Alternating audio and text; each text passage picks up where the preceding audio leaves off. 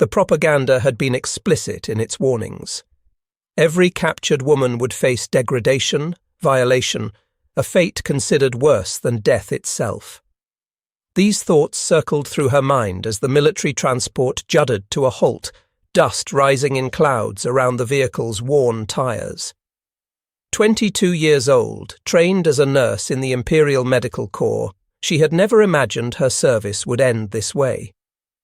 The metal floor of the truck bed was hot beneath her legs, and through the gaps in the canvas covering, she could see the flat expanse of Texas stretching endlessly toward a horizon that shimmered with heat.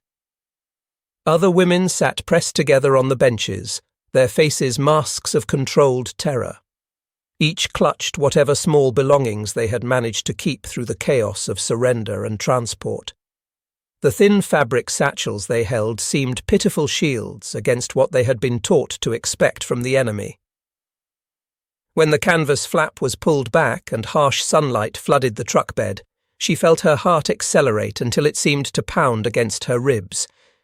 This was the moment when their captors would reveal their true nature.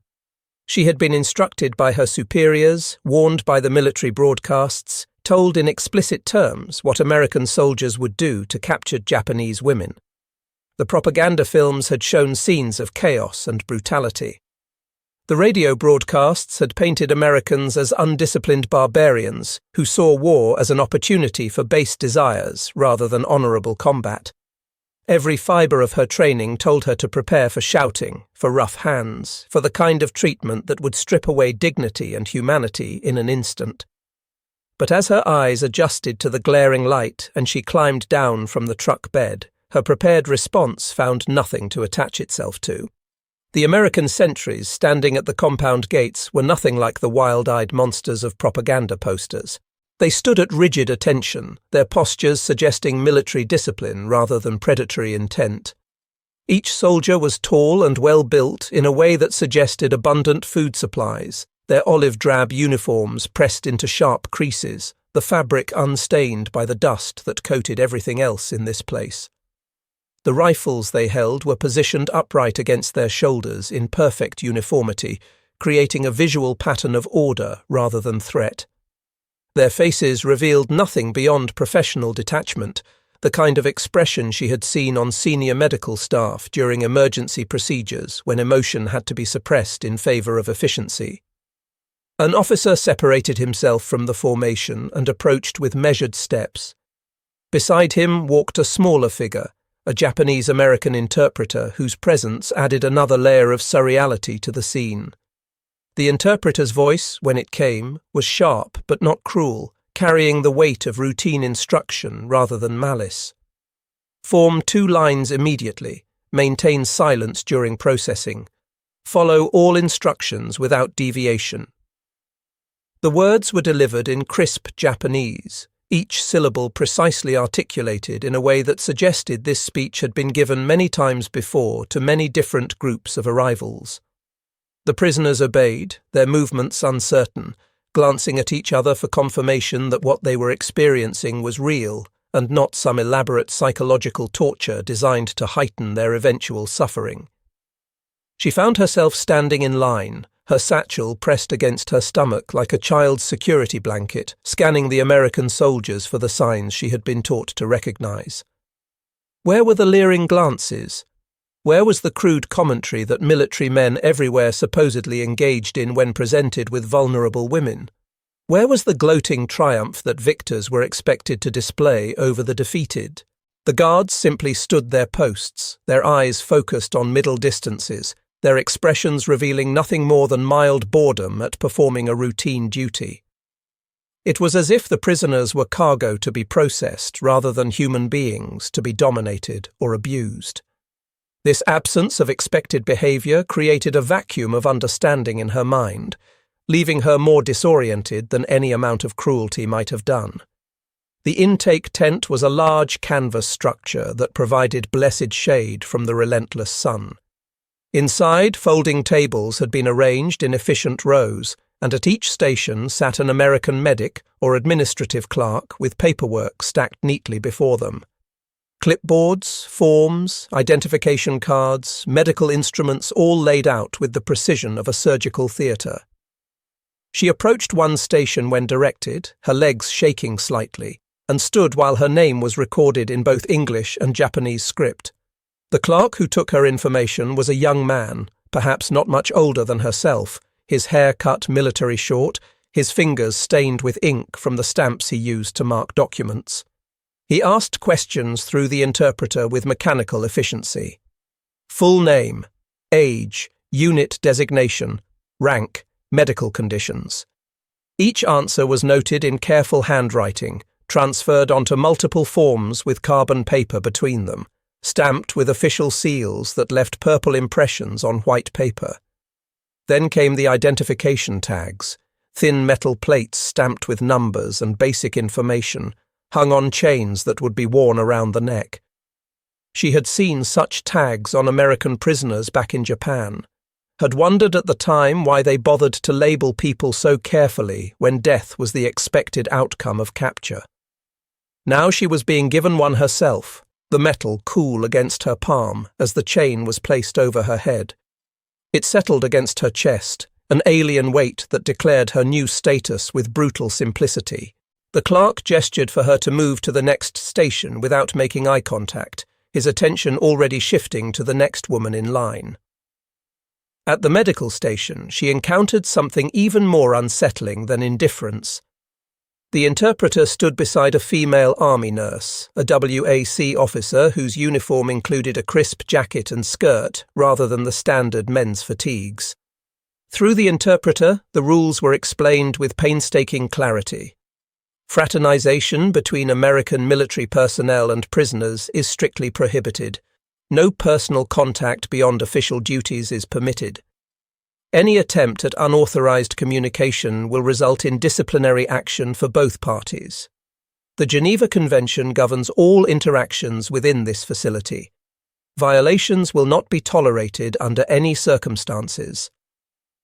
The interpreter's voice remained level throughout this recitation, neither apologetic nor triumphant, simply delivering information that both sides were expected to understand and obey. The words created a ripple of confusion among the women waiting in line. Whispers began in Japanese, quickly hushed but impossible to completely suppress. Some women exchanged glances that mixed disbelief with cautious hope. Others remained skeptical, convinced this was merely the first stage of a more elaborate cruelty to come. For women who had been taught that capture meant certain violation, being told explicitly that such contact was forbidden by law created a cognitive dissonance that was almost painful in its intensity.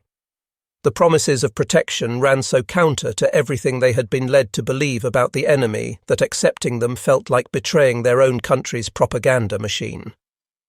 The medical examination that followed reinforced this strange new reality. The female nurse conducted the basic health check with brisk efficiency, checking temperature with a glass thermometer, examining visible wounds and bruises from the weeks of captivity and transport, making notes on a medical chart. When male medics were present, they maintained careful distance, speaking only through interpreters, touching patients only when absolutely necessary, and then with gloved hands that suggested medical propriety rather than any personal contact.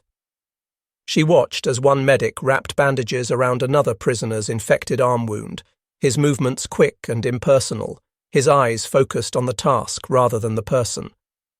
When he finished, he simply nodded once to the interpreter and moved to the next patient without a backward glance.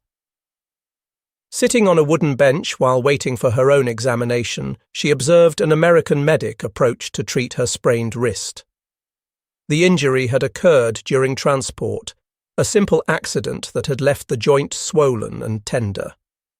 The medic knelt beside the bench, pulling on fresh gloves from a box at his belt, and spoke to the interpreter without looking directly at her face. Through translation, he asked about the mechanism of injury, range of motion, level of pain. His hands manipulated her wrist with clinical detachment, checking for broken bones, testing flexibility, wrapping it in supportive bandaging with practiced ease. The entire interaction lasted perhaps 90 seconds, and throughout it all he maintained the kind of professional distance she had seen senior doctors employ when treating patients they wished to remain emotionally detached from. When he finished, he stood, disposed of the gloves in a waste bin, and moved on without any acknowledgement beyond a brief nod toward the interpreter. This wasn't the cold detachment born from contempt or hatred. She had experienced that before, in field hospitals, where wounded enemy soldiers were treated with barely concealed disgust by staff who saw them as monsters rather than patients. This was different. This was the coldness of procedure, the deliberate maintenance of boundaries that existed to protect both parties from complications that might arise from personal connection. It was, she realized with growing astonishment, respect expressed through distance. By refusing to see her as anything other than a medical case to be processed according to regulations, the medic had avoided reducing her to an object of either desire or hatred. She was simply a task to be completed, a form to be filled out, a body to be catalogued and maintained in accordance with international law. At the far end of the tent, mounted prominently where it could not be missed, hung a large sign. The text appeared in 2 columns, English on the left and Japanese on the right, the characters carefully painted in black against a white background. She found herself staring at it, reading the Japanese text multiple times to ensure she understood correctly. No personal contact between United States military personnel and prisoners of war is permitted under any circumstances. All requests, complaints, or communications must be directed through official channels via the camp command structure. Violations of this policy will result in courts-martial for American personnel and disciplinary action for prisoners. This facility operates under the provisions of the Geneva Convention regarding the treatment of prisoners of war. These rules exist for your protection and must be respected by all parties. The sign represented something she had never imagined possible. It declared explicitly that the guards themselves were constrained, that they operated under rules which limited their power over the captives in fundamental ways. Back home, she had seen military authority as absolute, a force that flowed downward from commanders to subordinates to civilians with no checks beyond the personal honor of those who wielded it. The idea that an American soldier might face severe punishment for behavior toward prisoners suggested a system where power was distributed differently, where even the victorious were bound by codes they could not simply ignore when inconvenient. It was not indulgence granted from a position of strength. It was not cruelty restrained by momentary mercy. It was a refusal to cross lines that had been drawn by something larger than individual will, some abstract concept of proper conduct that apparently held real force in this foreign military machine. As she followed the other women through the final processing stations and toward the barracks area, this realization continued to expand in her consciousness. Whatever this place was, however long she would be held here, it was governed by rules that seemed stronger than hatred or desire or triumph. And that truth was more profoundly disorienting than any amount of brutality could have been. Cruelty would have confirmed everything she believed about the enemy. Kindness might have been explained as manipulation or propaganda. But this strict adherence to procedural distance, this refusal to engage as anything other than functionaries performing assigned duties, existed outside the framework she had been given for understanding warfare and captivity. The barracks buildings stood in precise rows behind the inner fence line, simple wooden structures with peaked roofs and high windows that allowed light and air circulation. The design was utilitarian rather than comfortable, clearly constructed for temporary mass housing rather than permanent residence, but there was a tidiness to the arrangement that spoke of planning and maintenance.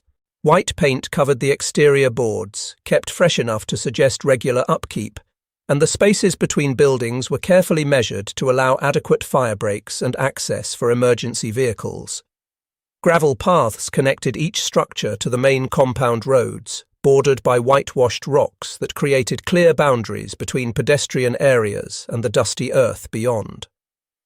Inside the barracks she was assigned to, the interior revealed more of the same orderly aesthetic. Sunlight slanted through windows set high on the walls, positioned deliberately to provide illumination without allowing visual access to the compound exterior. The light caught particles of dust suspended in the air and created geometric patterns on the wooden floor where planks had been swept clean of debris. Metal-framed bunk beds lined both long walls, arranged with mathematical precision, each identical to the next, except for small number plates tacked to the frames. Thin mattresses covered with striped ticking rested on chain-link supports, and each bed had been made up with folded blankets, white sheets tucked in with visible hospital corners, and a single flat pillow in a plain white case. Storage lockers stood at the foot of each lower bunk, simple metal boxes painted olive drab and marked with the same numbering system as the beds themselves. The lockers provided minimal storage space, enough for the sparse belongings a prisoner might accumulate, but not enough for any significant contraband. Additional shelving had been installed along one wall, divided into sections corresponding to each bunk, creating a system where every woman would have designated space for personal items without encroaching on another's territory. Even in captivity, even in defeat, there was an attempt at individual dignity through organization. 2 female interpreters, both WAC volunteers judging from their uniforms, stood near the entrance waiting to explain the barracks regulations. Their presence was itself significant. Male guards had not entered this space, would not enter without specific authorization and female escort, another boundary maintained. The interpreters handed out standardized items as each woman found her assigned bunk. Prisoner uniforms consisting of simple dresses or work shirts and pants, all in the same drab colour. Towels worn but clean, folded into thirds. A printed sheet containing the daily schedule and compound rules, text presented in parallel columns of English and Japanese with small diagrams illustrating proper procedures for various activities.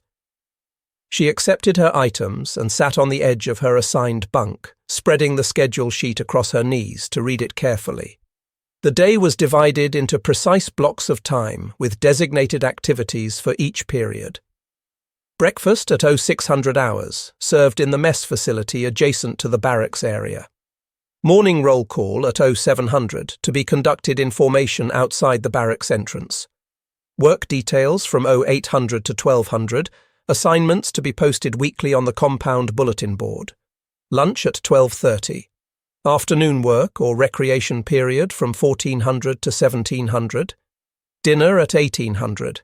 Evening period for personal time, letter writing, or approved activities until 2021.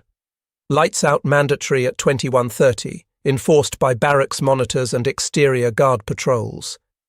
The rules section occupied the back of the sheet, a dense block of text that covered everything from personal hygiene expectations to prohibited behaviors. Unauthorized contact with American military personnel is strictly forbidden. Do not approach the fence line without authorization.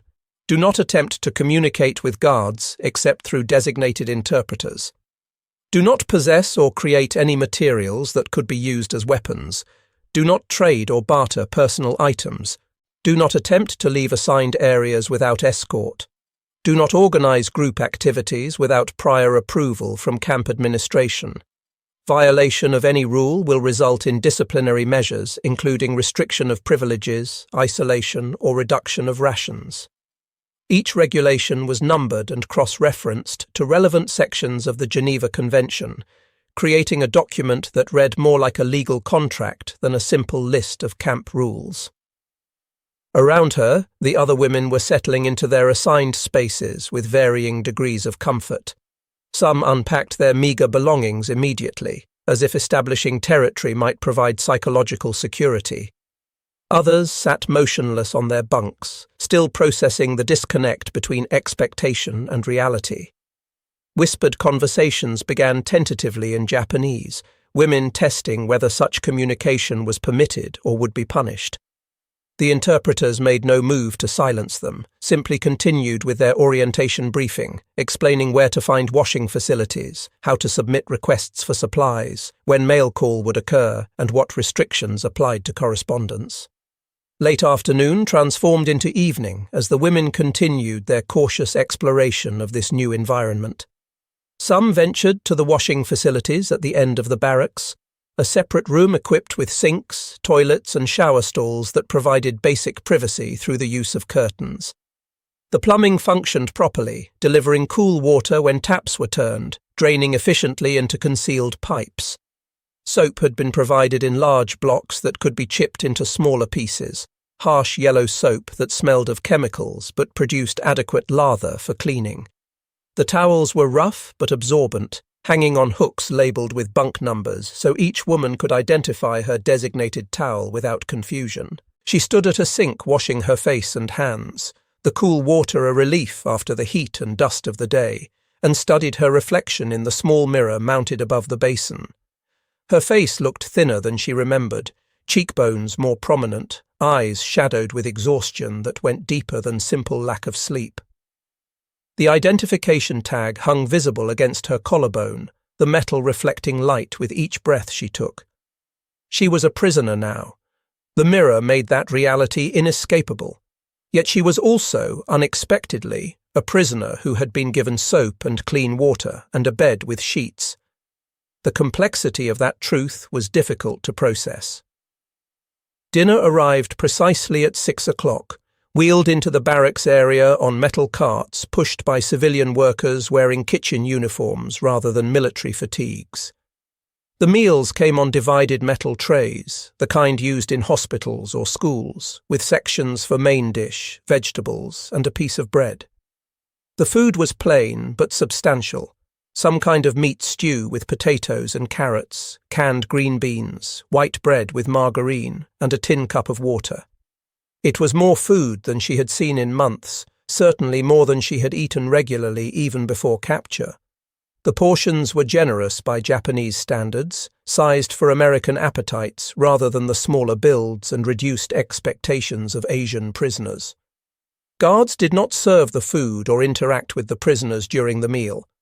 The civilian workers distributed trays and collected them afterward without commentary, performing their duties with the same professional detachment she had seen in the medical staff.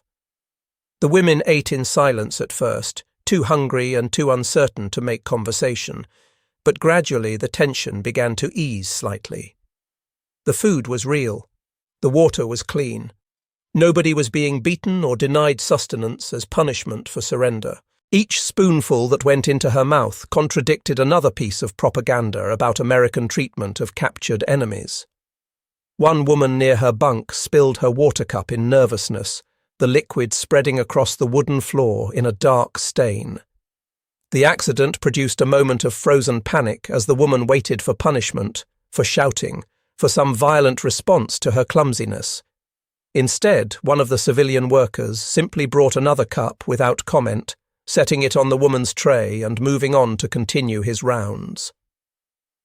The absence of anger or mockery in response to the mistake was itself remarkable. She watched the interaction carefully, filing it away as another data point in her ongoing attempt to understand this place and these people who had captured her.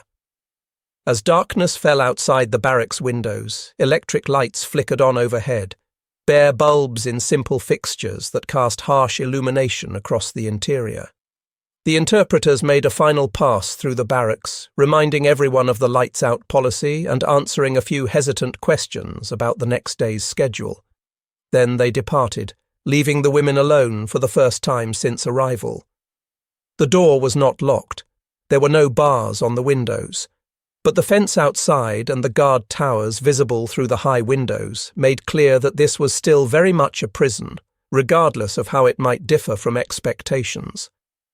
She lay on her bunk, staring at the underside of the upper mattress, listening to the sounds of other women settling into sleep or into quiet weeping. Some cried silently, mourning their situation or their fears or the families they might never see again. Others breathed with the heavy rhythm of exhausted sleep, bodies finally able to rest after weeks of uncertainty and poor conditions during transport. She found herself caught between these states, too tired to stay awake, but too stimulated by the day's revelations to fully surrender to unconsciousness. Through the high windows came the sound of boots on gravel, the steady, measured pace of guard patrols making their rounds. The rhythm was regular as clockwork, suggesting pre-planned routes and timed rotations rather than random wandering. Every so often, a flashlight beam would sweep across the interior walls, visible through the windows, as guards performed cursory checks to ensure order was maintained. But there was no intrusion, no opening of doors for surprise inspections, no harassment of the kind she had been taught to expect from enemy soldiers given power over captive women. The guards remained outside, maintaining their watch from positions that allowed surveillance without violation of the personal space that had been designated as belonging to prisoners. This separation, this deliberate maintenance of distance, even in the darkness when oversight might be less certain, began to work on her consciousness in ways she couldn't quite articulate. The Americans had built walls between themselves and their prisoners, not just physical barriers of wire and wood, but also psychological barriers of regulation and procedure. They had created rules that constrained their own behavior as firmly as the fences constrained prisoner movement. And in doing so, they had produced a kind of safety that existed independent of kindness or cruelty. She was protected not because her captors were good men, but because they were bound by systems that limited what even bad men might do. Sleep came eventually, fitful and interrupted by dreams that mixed memory with recent experience, but when she woke to the sound of morning announcements over the compound loudspeaker system, she found she had slept more deeply than expected. The fear that had accompanied her into this place had not disappeared entirely, but it had transformed into something more manageable. She was alive. She was reasonably comfortable, and the anticipated horrors had not materialized during the night. The days began to blend into a pattern that was simultaneously monotonous and reassuring. Each morning brought the same sequence of events. Wake-up call over the loudspeakers, a crackling announcement in English followed by a Japanese translation. Prisoners rising from bunks and preparing for roll call according to procedures outlined during orientation. Formation outside the barracks in neat rows, while an interpreter called names from a clipboard, and each woman responded with her assigned number. American guards standing at careful distances, observing but not participating directly in the count, their weapons held in parade rest position rather than aimed or threatening. After roll call came breakfast, served in a mess hall that accommodated all the female prisoners in the compound. The building was larger than the barracks, with long tables and benches arranged in rows, and a serving line where civilian kitchen staff distributed food onto metal trays. The meals varied slightly from day to day, but maintained consistent quality and quantity. Oatmeal or rice porridge in the mornings, sometimes with canned fruit or a hard-boiled egg. Bread and margarine. Coffee or tea, weak but hot.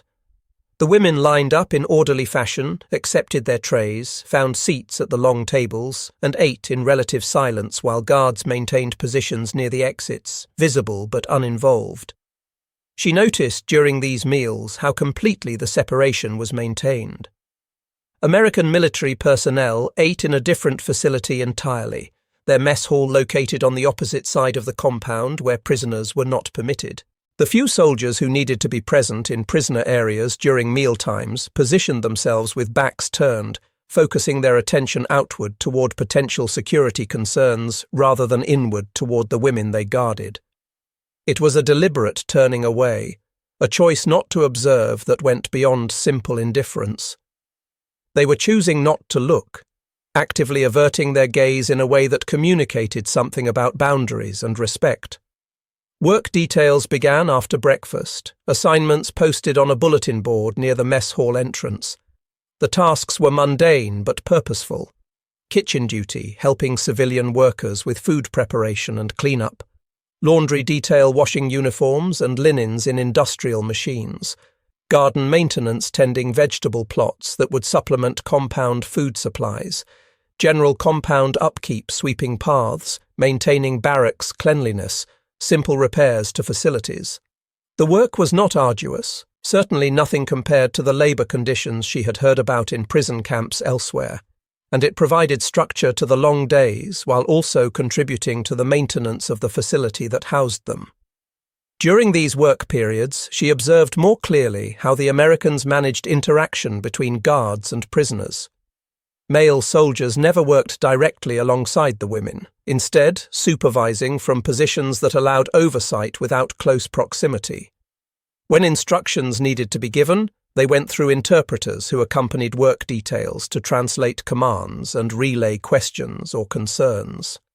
If a problem arose requiring direct intervention, guards would summon female WAC personnel or civilian supervisors to handle the situation rather than involving themselves personally. The system was cumbersome, requiring extra staff and creating communication delays, but it maintained the boundaries that apparently were considered more important than efficiency. She found herself assigned frequently to kitchen work, her nursing background making her comfortable with the cleanliness standards and organizational requirements of food service. In the large kitchen that fed the entire compound, she helped prepare vegetables for cooking, washed endless stacks of metal trays and utensils, scrubbed surfaces to prevent contamination, and learned to operate industrial equipment under the patient instruction of civilian staff who treated her with neither hostility nor excessive friendliness, just as another worker performing necessary tasks. The civilian workers were older men and women, many of them likely drafted for war service in support roles, and they maintained the same professional distance she had come to expect from everyone connected with this place. One afternoon, while carrying a heavy pot of water, she stumbled slightly and felt hands catch her elbows from behind, steadying her before she could fall. Turning, she found herself looking at an American guard who had been walking past and had instinctively reached out to prevent injury. For a moment their eyes met, his expression startled by his own automatic response, and she saw something human there beneath the trained indifference. But the moment ended as quickly as it had begun. He released her elbows immediately, stepped back with visible discomfort, and gestured sharply for the nearby interpreter to check if she was injured. Through translation, he asked if medical attention was needed, received her negative response, then walked away quickly as if fleeing from a mistake. He had helped her as reflex, human kindness overriding procedure for just an instant, and his swift retreat afterward made clear he understood he had violated the boundaries he was supposed to maintain. That small interaction, lasting no more than a few seconds, revealed more about the camp's functioning than hours of observation had provided. The guards were human beings capable of instinctive compassion. They were not robots or monsters, despite the propaganda of either side. But they had been trained and ordered and threatened with punishment to suppress those human impulses in favor of strict adherence to regulations. The system worked not because the soldiers were cruel, but because they were disciplined, able to override their own natural responses in service of maintaining proper boundaries. And understanding this made her see them differently, not as her enemy in any personal sense, but as men caught in a structure that controlled their behavior as firmly as the fences controlled hers. Mail became a significant focus of life in the compound. Every 2 weeks, the women were provided with writing materials and allowed to compose letters home under careful supervision. The paper was thin but adequate, distributed in limited quantities to prevent waste. Pencils were provided from a central supply and had to be returned after writing sessions concluded. The letters themselves were subject to censorship, which the interpreters explained carefully and repeatedly. Do not include information about camp location, layout, or security measures. Do not include coded messages or attempt to convey military intelligence. Do not make statements that could be construed as propaganda against Allied forces. Write only about personal matters and your current welfare. Letters violating these guidelines will be destroyed and privileges may be restricted. The first time she sat down with blank paper and pencil, she found herself paralyzed by uncertainty. What could she say that would pass censorship while still conveying truth to her family? How could she describe this place and her treatment in ways that would be believed rather than dismissed as coerced propaganda? After long minutes staring at the empty page, she finally wrote with brutal simplicity, "I am alive and unharmed. The Americans provide food and shelter. We are treated according to international regulations. I think of home constantly and pray you are safe. That was all. A handful of sentences that seemed inadequate to describe the profound transformation her understanding had undergone, but saying more felt impossible given the constraints. Around her, other women struggled with similar challenges. Some wrote optimistic lies, claiming comfort they didn't quite feel in hopes of easing family worries. Others wrote bitter truths about captivity and defeat, expressing shame that cultural conditioning had taught them to feel about survival. A few wrote nothing at all, paralyzed by the difficulty of translating their complex experiences into acceptable words that would survive the censor's review. The interpreter who collected the letters reminded them gently that honest, simple communications were most likely to reach their destinations intact, that attempting to hide messages or express improper sentiment would only result in letters being discarded before they ever left American control. Weeks passed before replies began arriving, letters that had travelled impossible distances through war zones and military postal systems to reach this isolated compound in Texas. The day the first batch arrived, excitement rippled through the barracks in waves. Women crowded around the interpreter who called names from the stack of envelopes, each recipient clutching her letter like a sacred object before retreating to her bunk to read in relative privacy. She received a letter from her mother, the familiar handwriting on the envelope bringing tears to her eyes before she even opened it. Inside, her mother's words were carefully chosen, censored by Japanese authorities just as her own letters had been censored here, but the love underneath was unmistakable. Reading those few sentences from home, she felt something break inside her chest, a knot of tension she hadn't realized she was carrying. Her mother was alive. Her brothers were mentioned briefly, suggesting they were still safe, though possibly in military service. The family home still stood despite shortages and hardships. There were no details about the war's progress, no indication whether Japan was winning or losing, just personal information about daily life and desperate relief that her daughter had survived. "We thought you were dead when your unit stopped reporting. Every day I prayed to hear you lived. Now I know my prayers were answered. Stay strong. Remember your duty. Know you are loved beyond words." That night in the barracks, women who had received letters shared their news in whispers, reading sections aloud to those who had not yet heard from home. Others wept quietly, clutching unopened envelopes as if afraid their contents might not measure up to their hopes. A few sat apart, having received no mail, struggling with the abandonment and fear that no letter might mean families were dead or that they had been disowned for the shame of survival. The interpreters handled this range of emotions with surprising gentleness, offering tissues and privacy to those who needed it while maintaining the professional distance that characterized all interactions in this place. She read her mother's letter multiple times that evening until the words were memorized, tracing her mother's handwriting with one finger and trying to imagine the circumstances under which it had been written. Had her mother been sitting at the low table in their home, using the good ink and brush kept for important correspondence? Had she struggled to find acceptable words just as her daughter had struggled here? The letter provided a connection across vast distance, proof that home still existed beyond this fenced compound, that life continued in ways both familiar and strange while she remained suspended in this state of captivity. Writing replies became easier after receiving that first letter. She no longer felt she was sending words into a void with no certainty they would arrive. Now she wrote with purpose, crafting careful sentences that would pass censorship while still conveying genuine information to her family. She described her daily routine without mentioning guard towers or weapons. She talked about the food and medical care in ways that might reassure without sounding like propaganda. She asked questions about neighbours and relatives, about seasonal festivals and household matters, ordinary concerns that had once seemed trivial but now felt vitally important as anchors to her former life. The letters created a rhythm independent of the camp's physical routine. Mail call became a marker of time, dividing the days into periods of writing, waiting, and receiving. Some women developed extensive correspondence networks, writing not just to immediate family but to friends, distant relatives, even former teachers or employers who might remember them.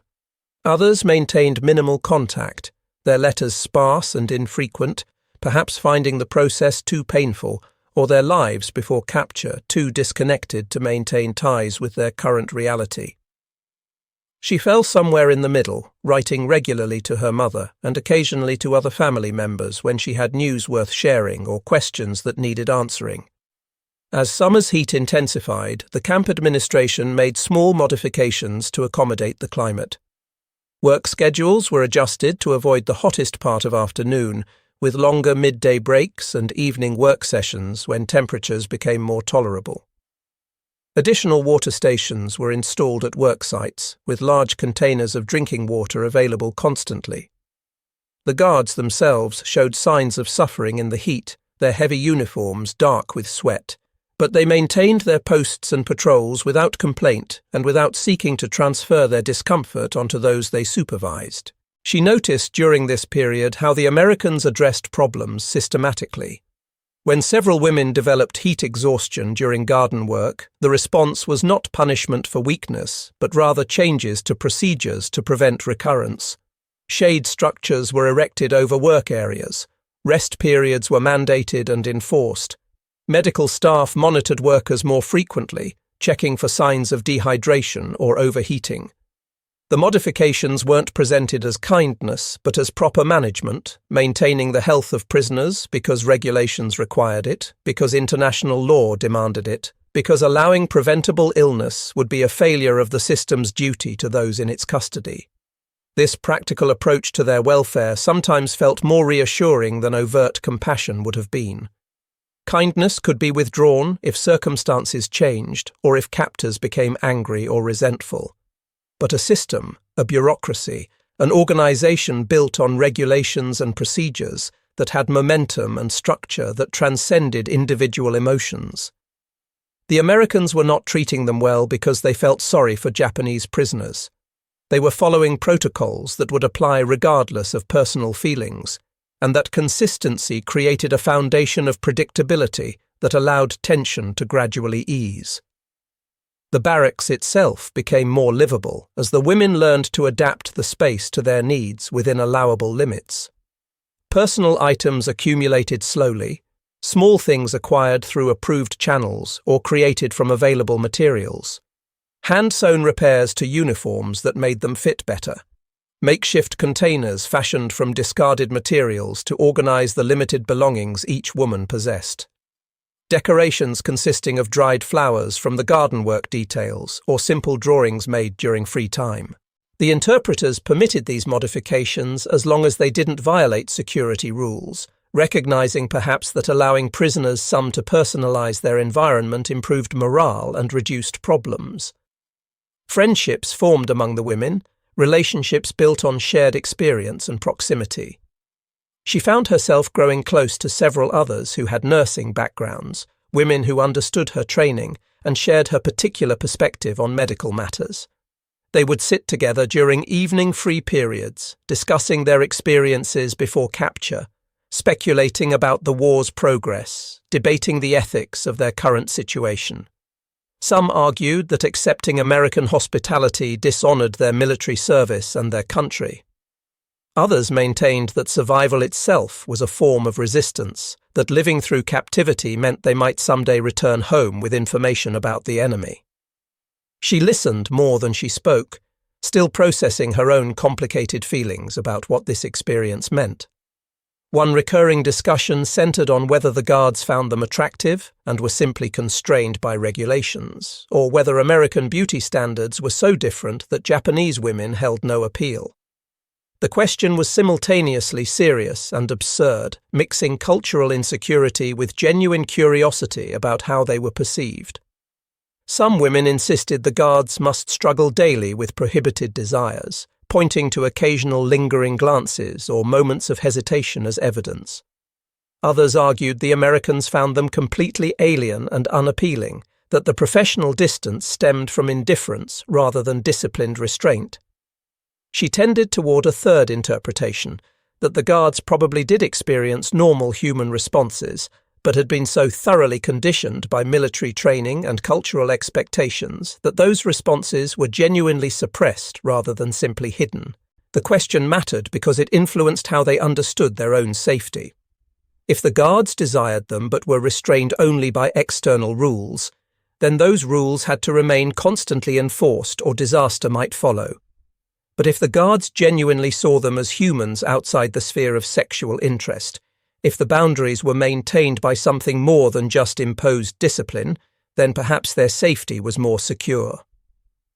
She suspected the truth varied by individual, that some guards were more tempted than others, that the system worked because it didn't rely on any single person's virtue, but rather on collective oversight and consequences for violations. As weeks turned into months, physical changes became noticeable.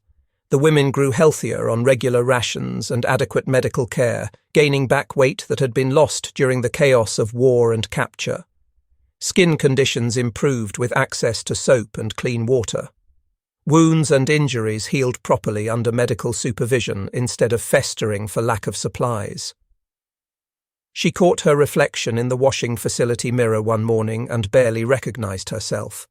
Her face had filled out, color had returned to her cheeks, her eyes looked less haunted despite the ongoing uncertainty of her situation. She was a prisoner, but she was a healthy prisoner, and that biological reality had its own psychological impacts. The compound operated with such regularity that exceptions became memorable events. One afternoon, sirens sounded unexpectedly, sending everyone into confusion and fear. Were they under attack? Was there an emergency? Guards appeared quickly, ushering prisoners indoors with more urgency than usual, their weapons held ready for potential threats. Through interpreters came terse instructions to remain in barracks until further notice, that this was a drill testing emergency procedures, that there was no immediate danger, but everyone must follow protocols exactly. The women huddled inside for 2 hours while whatever exercise was being conducted took place outside their sight, listening to vehicles moving rapidly through the compound and occasional shouted commands in English. When the all-clear finally sounded and normal routine resumed, the experience left everyone shaken.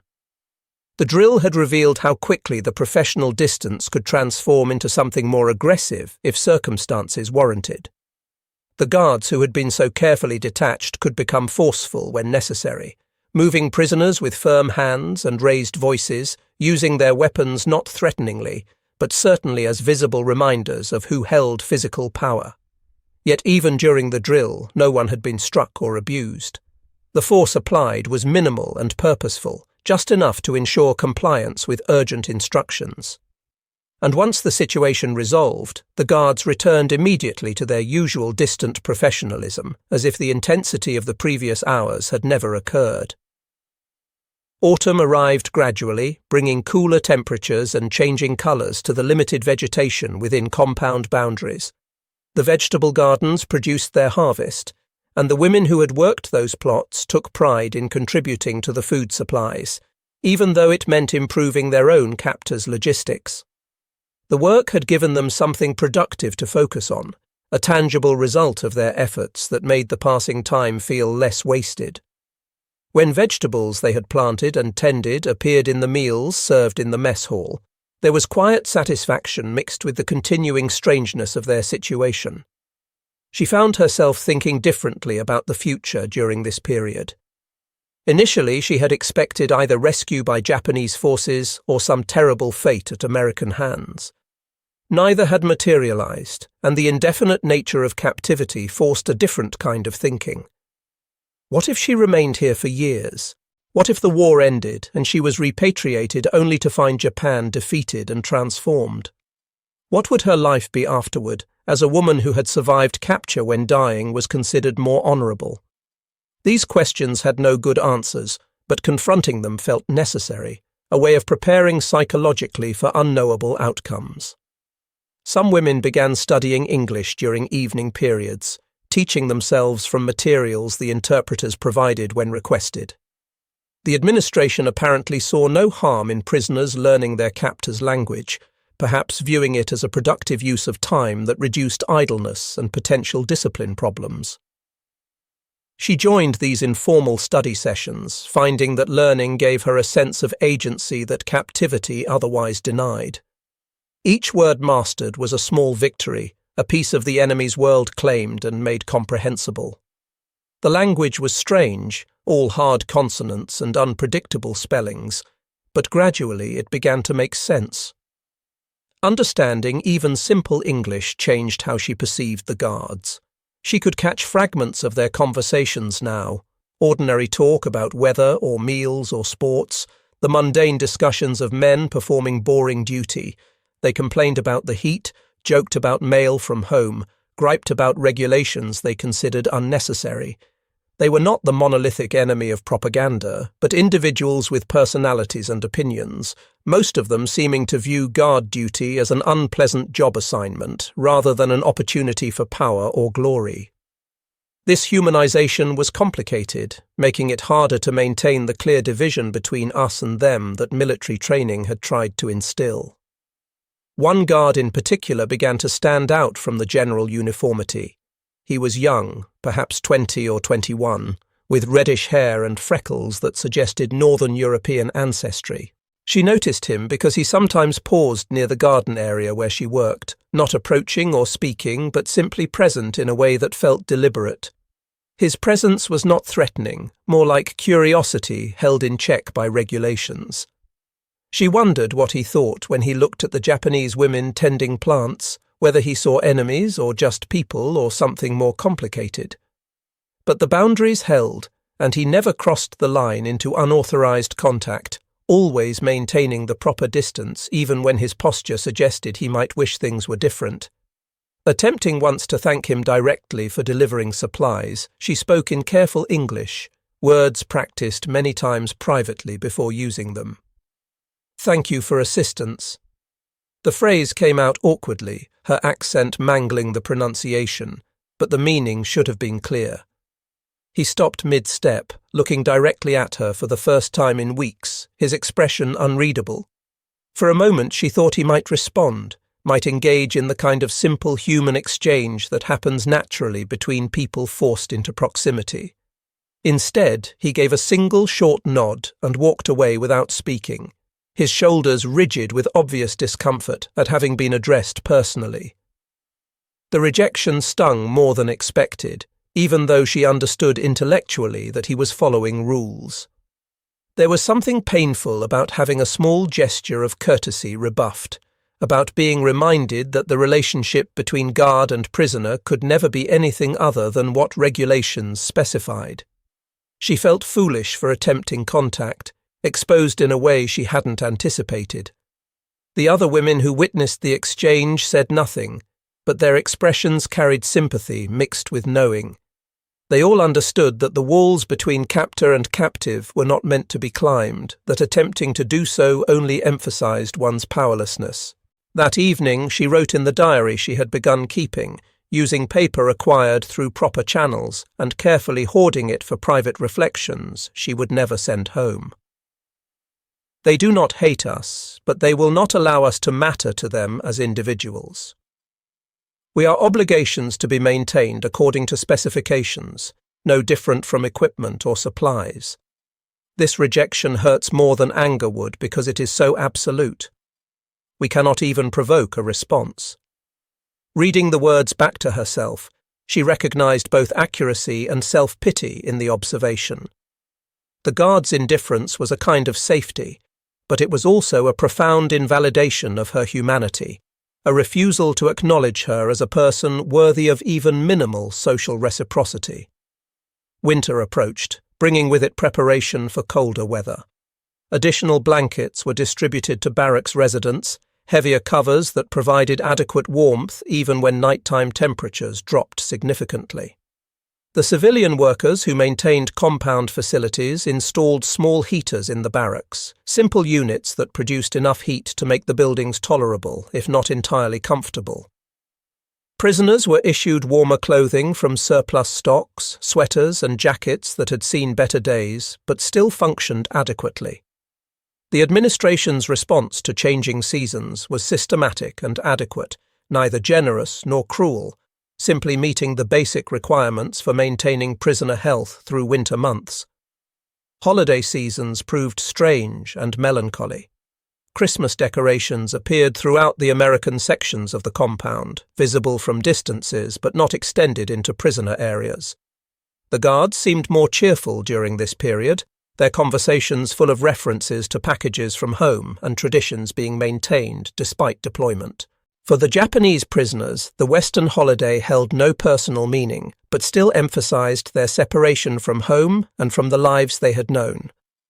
Some women organized simple observances of traditional Japanese festivals, marking seasonal transitions with whatever ceremonies could be managed given available resources. The interpreters permitted these activities as long as they didn't disrupt scheduled routines, seeming to understand the importance of cultural continuity for maintaining morale. She found herself thinking often about the concept of honor during the long winter evenings. Japanese military culture emphasized dying rather than surrendering, portrayed capture as shame worse than death. Yet here she lived, healthy and adequately treated, protected by regulations that prevented abuse, even though they could not prevent the existential crisis of surviving what she had been taught was the ultimate failure. Was she dishonored by accepting food from the enemy? By learning their language?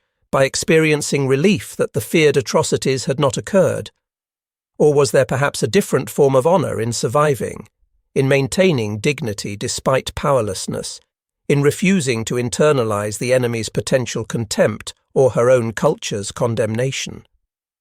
These questions had no easy answers, and they manifested differently for each woman in the compound.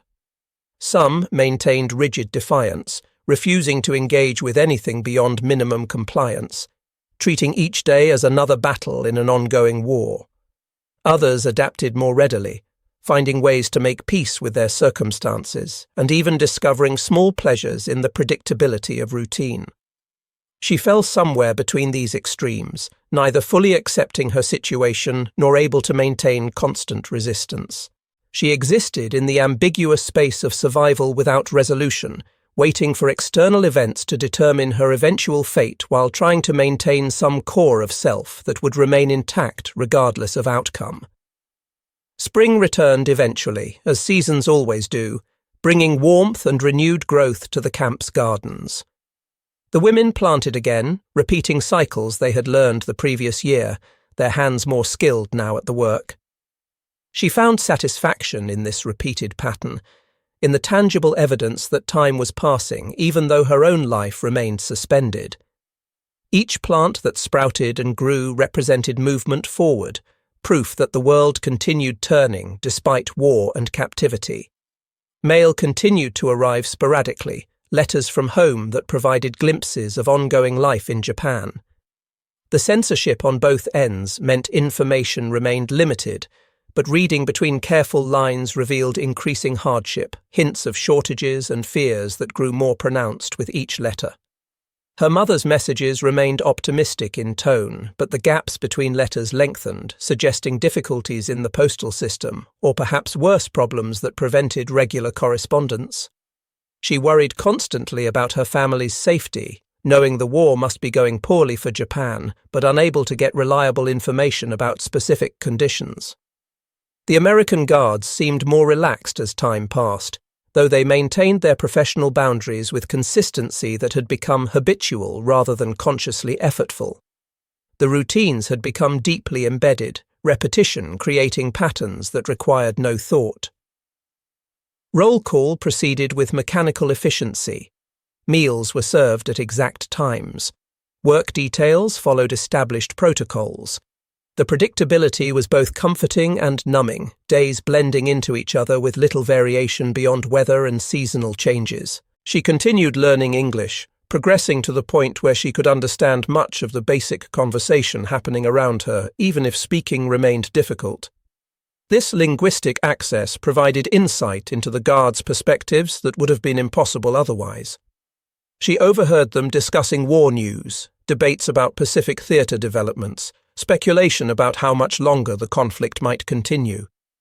Their information was more current than anything available to prisoners, and while she couldn't trust it completely, the patterns suggested the tide had turned definitively against Japan. This knowledge created its own burden. If Japan was losing, if defeat was inevitable, what did that mean for prisoners held by the victorious side? Would they be eventually released, repatriated to a devastated homeland, held indefinitely as bargaining chips in negotiations? Or perhaps forgotten entirely, left in these compounds until administrative inertia or changing circumstances finally resolved their status one way or another? The uncertainty gnawed at her, made worse by the inability to discuss these concerns with anyone who might have actual answers. One afternoon in late spring, something unusual occurred that disrupted the established routine. A group of senior American officers arrived at the compound for what appeared to be an inspection tour. The guards became noticeably more attentive, their uniforms pressed to perfection, their conduct even more rigidly correct than usual. Prisoners were kept in barracks during the visit, presumably to avoid any irregular interactions, but through windows she could observe the inspection party moving through the compound, examining facilities, reviewing documents, engaging in serious discussions with the camp administration. After the officers departed, subtle changes began appearing in compound operations. New regulations were posted addressing issues that apparently had been identified during the inspection. Additional supplies appeared, including better medical equipment and recreational materials like books and simple games. The mess hall began serving slightly improved meals with more variety. These modifications were minor in themselves, but collectively suggested that higher authorities were reviewing camp conditions and making adjustments. Whether this was due to genuine concern for prisoner welfare or simply bureaucratic optimization of procedures, the result was incremental improvement in their material circumstances. She found these changes both encouraging and unsettling. Encouraging because they suggested the system could respond to problems and attempt solutions. Unsettling because they emphasized how completely her welfare depended on administrative decisions made by people she would never meet, people for whom she was just a data point in reports rather than a human being with specific needs and fears. The improvements were not kindness but management, maintaining assets according to best practices, and recognizing that truth made it hard to feel genuine gratitude even while appreciating better conditions. Summer returned with familiar heat, completing the cycle of seasons she had now witnessed in captivity. The anniversary of her capture passed without ceremony, unmarked except in her own mind, where she noted the passage of time with complicated feelings. A year of survival, a year of waiting, a year of slowly transforming her understanding of enemies and allies, of honor and shame, of what it meant to be human in circumstances that reduced people to categories and functions. The women in her barracks had become something like family, bound by shared experience rather than blood. They knew each other's habits and moods, understood without words when someone needed space or company, negotiated the close quarters with practiced diplomacy born of necessity. Some friendships had deepened into genuine affection, while others remained cordial but distant, temperamental differences magnified by enforced proximity. She had her closer companions and her avoided irritants, a social landscape that developed organically within the artificial constraints of captivity. During evening conversations, speculation about war's end became more frequent and urgent.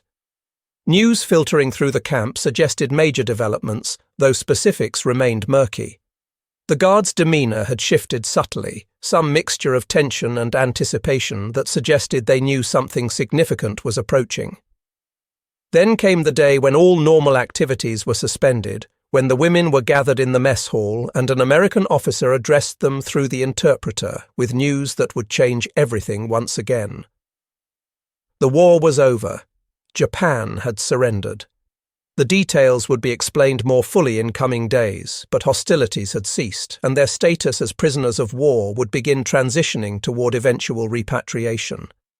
The announcement produced stunned silence rather than jubilation or despair. After so long in limbo, The sudden certainty of change was overwhelming. Japan had lost. Their country defeated. Everything they had believed about Japanese supremacy and inevitable victory revealed as propaganda and lies.